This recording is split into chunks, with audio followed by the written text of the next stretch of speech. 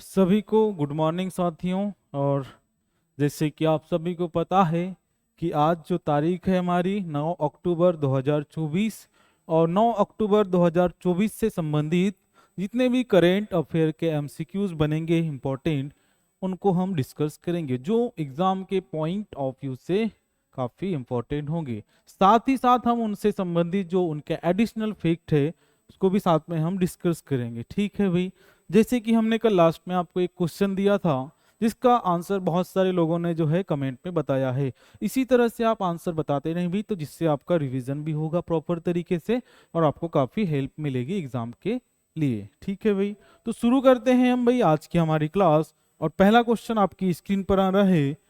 चलो देखेंगे पहला क्वेश्चन हमारा जो है, साल 2024 के मेडिसिन के नोबेल पुरस्कार से विक्टर एमरोज, क्या नाम है, विक्टर एमरोज और गैरी रुवकुन को किस खोज के लिए सम्मानित किया गया है। 2024 का जो है मेडिसिन मतलब चिकित्सा के क्षेत्र में जो नोबेल पुरस्कार है, बोला जा रहा है कि वह किसे दिया गया है। किसे दिया गया, उनके नाम तो आपको दिए गए हैं ऑलरेडी। अब पूछा गया है कि कौन सी खोज के लिए इनको जो है दिया गया है। तो इसका जो सही आंसर होगा भाई, पहला आंसर है डीएनए फिंगरप्रिंटिंग, दूसरा ऑप्शन है माइक्रो आरएनए की खोज, तीसरा ऑप्शन है जीन एडिटिंग, चौथा ऑप्शन है प्रोटीन संश्लेषण। चौथा ऑप्शन है प्रोटीन संश्लेषण। तो इसका जो सही आंसर होगा भाई, इसका जो सही आंसर होगा क्या होगा भाई, इसका सही आंसर, इसका जो सही आंसर होगा देखते हैं भाई, इसका जो सही आंसर होगा क्या होगा, माइक्रो आरएनए की खोज के लिए। किसके लिए दिया गया है इनको, तो माइक्रो आरएनए की खोज के लिए। जैसे कि थोड़ा सा देखते हैं इनके बारे में। साल 2024 के मेडिसिन के नोबेल पुरस्कार से विक्टर एमरोज और गैरी रुवकुन को सम्मानित किया गया है। उन्हें जो है माइक्रो आरएनए, mRNA इसको शॉर्ट में बोल सकते हैं, की खोज के लिए इसके पोस्ट ट्रांसक्रिप्शन जीन रेगुलेशन में भूमिका के लिए सम्मानित किया गया है। ठीक है भाई, जैसे कि हमारा यह क्वेश्चन है। अब बात करेंगे थोड़ा सा नोबेल पुरस्कार के बारे में हम। जैसे कि आप सभी को जानकारी होना चाहिए भी, अगर कंपटीशन एग्जाम की आप तैयारी कर रहे हैं तो पहला क्वेश्चन जो हमारा दिया गया है नोबेल पुरस्कार के ऊपर, थोड़ा सा नोबेल पुरस्कार के बारे में हम जानते हैं शॉर्टकट में। जैसे नोबेल पुरस्कार की हम बात करें तो नोबेल पुरस्कार की सबसे पहले हम बात करेंगे शुरुआत। तो इसकी जो शुरुआत है भाई ये हुई थी 1895 में स्थापना हुई थी। ठीक है, फिर इसमें जो पुरस्कार देना जो शुरू हुआ, इस अवार्ड देना जो शुरू हुआ वो कब से हुआ भाई, 1901 से। ठीक है, 1901 से जो है नोबेल पुरस्कार प्रतिवर्ष जो है प्रदान किए जाते हैं। और इसके जो क्षेत्र हैं, कभी आपसे एग्जाम में पूछ ले कि कितने क्षेत्र में ये दिया जाता है, तो इसके जो क्षेत्र हैं भी टोटल 6 क्षेत्र हैं। 6 क्षेत्रों में ये प्रदान किया जाता है और विश्व स्तर पर सबसे बड़ा पुरस्कार माना जाता है।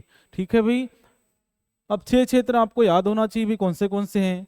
पहला आता है, पहला हम ले लेते हैं चिकित्सा, पहला ले लेते हैं मेडिसिन, जो हमारा क्वेश्चन दिया है उसी को ले लेते हैं, चिकित्सा। दूसरा आ जाएगा साहित्य, तीसरा आ जाएगा रसायन, चौथा आ जाएगा, रसायन हो गया, चौथा आ जाएगा भौतिकी मतलब फिजिक्स, पांचवा आ जाएगा क्या बच गया भाई, हाँ, चिकित्सा साहित्य रसायन भौतिकी। पांचवा जो आ जाएगा हमारा आ जाएगा अर्थशास्त्र। और छठवा जो आ जाएगा, छठवा को यहां हम डालते हैं, छठवा आ जाएगा शांति। ठीक है भाई, शांति।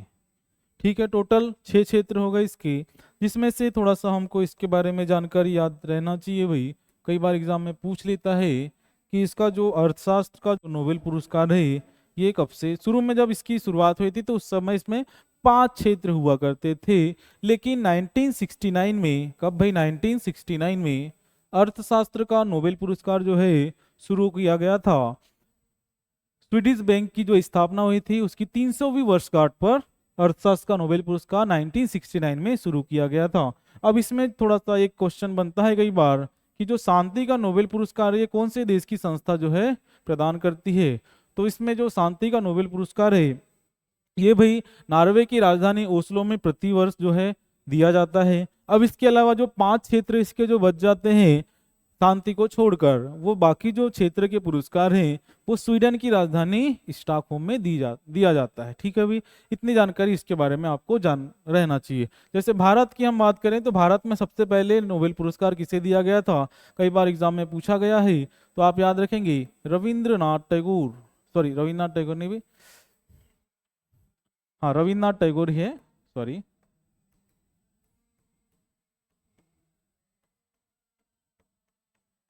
कौन से क्षेत्र में भाई इनको, इनकी जो कृति थी गीतांजलि के लिए इनको दिया गया था, इसके लिए गीतांजलि। ठीक है, चलो अगले क्वेश्चन पे आते हैं। क्वेश्चन नंबर, अच्छा इसको तो हमने डिस्कस कर लिया है। क्वेश्चन नंबर 2, हाल ही में किस राज्य सरकार ने छात्राओं के लिए निजुत, क्या है वे, निजुत मोइना योजना शुरू की है? पहला ऑप्शन हमारे पास है असम, दूसरा ऑप्शन है महाराष्ट्र, तीसरा है उत्तर प्रदेश, चौथा है हरियाणा। तो इसका जो सही आंसर होगा भाई, इसका जो सही आंसर होगा क्या होगा भाई, असम। इसका सही आंसर क्या होगा, असम। ठीक है, थोड़ा सा जानकारी लेते हैं हम इसके बारे में। असम राज्य सरकार ने हाल ही में, असम राज्य सरकार ने हाल ही में छात्राओं के लिए वजीफा योजना निजुत मोइना की शुरुआत की है, निजुत मोइना की शुरुआत की है। इसके तहत कक्षा 11वीं से लेकर स्नातकोत्तर तक की छात्राओं को मासिक वजीफा प्रदान की जा रही है। उच्च माध्यमिक के लिए 1000, डिग्री के लिए और 1250 रुपए, स्नातकोत्तर के छात्रों के लिए 2500 रुपए की पहली किस्त एक राज्य व्यापी कार्यक्रम में वितरित की गई है। ठीक है, इतनी जानकारी इसके बारे में आप रख सकते हैं याद। क्वेश्चन नंबर 3 पर हम आते हैं, जो कि काफी इंपॉर्टेंट आपका होगा। ठीक है भाई, 2025 क्या बोल रहा है, आगामी महाकुंभ 2025 का लोगो, वेबसाइट और ऐप किसने लॉन्च किया? क्योंकि 2025 में जो है भाई, 2025 में जो है महाकुंभ का आयोजन होगा उत्तर प्रदेश में। ठीक है भाई, ठीक है, तो उत्तर प्रदेश में होगा, तो इसका जो लोगो है कौन लॉन्च कर सकता है भाई? पहला ऑप्शन नरेंद्र मोदी, आनंदीबेन पटेल, योगी आदित्यनाथ और केशव प्रसाद मौर्य। तो इसका जो सही आंसर होगा भाई क्या होगा, योगी आदित्यनाथ। योगी आदित्यनाथ की हम बात करें तो ये कौन है भाई, सीएम है। कहाँ के सीएम है, तो यूपी के सीएम है, ये सबको पता है ना। चलो अगले इसका थोड़ा सा जानकारी देखते हैं। उत्तर प्रदेश के मुख्यमंत्री योगी आदित्यनाथ ने शारदीय नवरात्रि के दौरान महाकुंभ आगामी 2025 का लोगो, वेबसाइट और ऐप लॉन्च किया। इस लोगो में धार्मिक और आर्थिक समृद्धि का प्रतीक अमृत कलश को दर्शाया गया है, जो समुद्र मंथन की पौराणिक कथा से जुड़ा हुआ है। क्या भाई, समुद्र मंथन की पौराणिक कथा से जुड़ा है। इतनी जानकारी इसकी आप याद रख सकते हैं। क्वेश्चन नंबर 4 पर आते हैं भाई।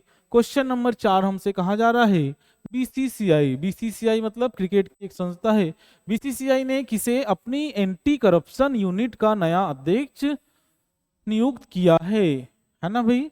बीसीसीआई ने जो है अपना नया अध्यक्ष जो है किसे चुना है? तो इसका जो सही आंसर होगा भाई, इसका सही आंसर क्या होगा भाई, इसका जो सही आंसर होगा, बीसीसीआई ने जो है अपना जो अध्यक्ष है किसका भाई, एंटी करप्शन यूनिट का अध्यक्ष जो है किसे चुना है? पहला ऑप्शन शरद कुमार, आलोक जोशी, राजीव सिन्हा और अभय कोहली। तो इसका जो सही आंसर होगा भाई वो होगा शरद कुमार। क्या होगा भाई, शरद कुमार। इसे आप याद रखेंगे। थोड़ा सा बीसीसीआई के बारे में हम जानते हैं। बीसीसीआई क्या भाई, इसकी सबसे पहले हम स्थापना की बात करेंगे तो इसकी जो स्थापना हुई थी साथियों वो हुई थी 1928 में स्थापना। हेडक्वार्टर की बात करेंगे तो मुंबई में इसका मुख्यालय है। कहाँ पर है? मुंबई में इसका मुख्यालय है। फिर बात करेंगे इसके अध्यक्ष की, है ना, इसके अध्यक्ष की बात हम करेंगे तो इसके जो अध्यक्ष है वर्तमान में वो है रोजर बिन्नी। क्या नाम है भाई, रोजर बिन्नी।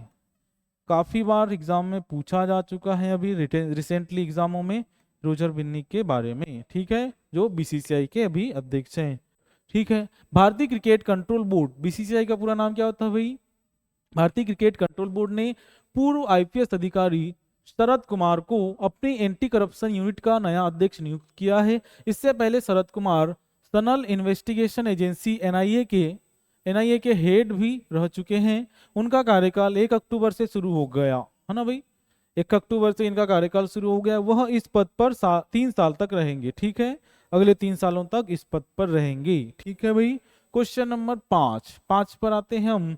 क्वेश्चन नंबर 5 हमसे कहा जा रहा है, पीएम मोदी ने, क्या बोल रहा है अभी क्वेश्चन, पीएम मोदी ने किस राज्य में बंजारा विरासत संग्रहालय का उद्घाटन किया है?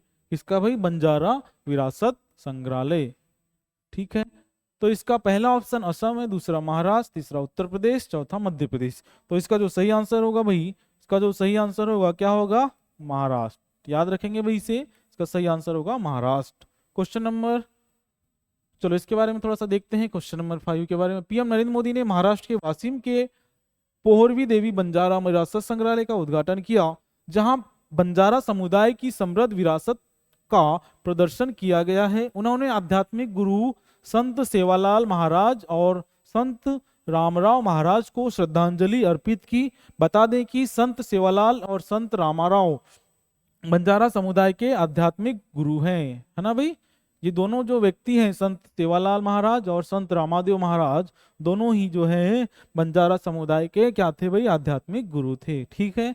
अगले क्वेश्चन पर आते हैं। Question number 6। क्वेश्चन नंबर 6 कहा जा रहा है, हाल ही में विश्व कपास दिवस, क्या भाई? विश्व कपास दिवस वर्ल्ड कॉटन डे के रूप में जो है कब मनाया जाता है? पहला ऑप्शन है 7 अक्टूबर, 6 अक्टूबर और 8 अक्टूबर और 9 अक्टूबर, ठीक है भाई। तो इसका जो सही आंसर होगा भाई क्या होगा? 7 अक्टूबर। इसका सही आंसर होगा 7 अक्टूबर। 7 अक्टूबर को हर साल जो है विश्व कपास दिवस के रूप में मनाया जाता है। क्वेश्चन अगले पर हम आते हैं। अगला क्वेश्चन हमसे कहा जा रहा है, हाल ही में किसने बिलियर्ड्स में सिंगापुर ओपन खिताब जीता है? बिलियर्ड्स मतलब एक खेल का नाम है भी बिलियर्ड्स। इसी में जो है सिंगापुर ओपन का खिताब किस व्यक्ति ने जीता है? पहला ऑप्शन गीत सेठ, विश्वनाथ आनंद, मिजो नारंग, पंकज आडवाणी। तो इसका सही आंसर क्या होगा भाई? इसका सही आंसर होगा गीत सेठ। क्या होगा भाई? गीत सेठ। याद रखेंगे इसे भी, ठीक है। अगले क्वेश्चन पर आते हैं। क्वेश्चन नंबर 8, हाल ही में संजय कुमार सिंगला को किस देश में भारत का राजदूत बनाया गया है? क्या नाम है भाई? संजय कुमार सिंगला। क्या नाम है? संजय कुमार सिंगला। संजय कुमार सिंगला जो है हाल ही में क्या बने हैं भाई? भारत के राजदूत बने हैं। कौन से देश में बने, ये हमको इसका आंसर बताना है। पहला ऑप्शन स्पेन है आपके पास, दूसरा है अमेरिका, तीसरा है रूस, चौथा है फ्रांस। तो इसका जो सही आंसर होगा साथियों क्या होगा भाई? सही आंसर होगा फ्रांस। याद रखेंगे इसे, फ्रांस। फ्रांस के बारे में थोड़ा सा हम जान लेते हैं। जैसे फ्रांस में हम देखेंगे तो यूनेस्को का हेडक्वार्टर है यहाँ पर भाई।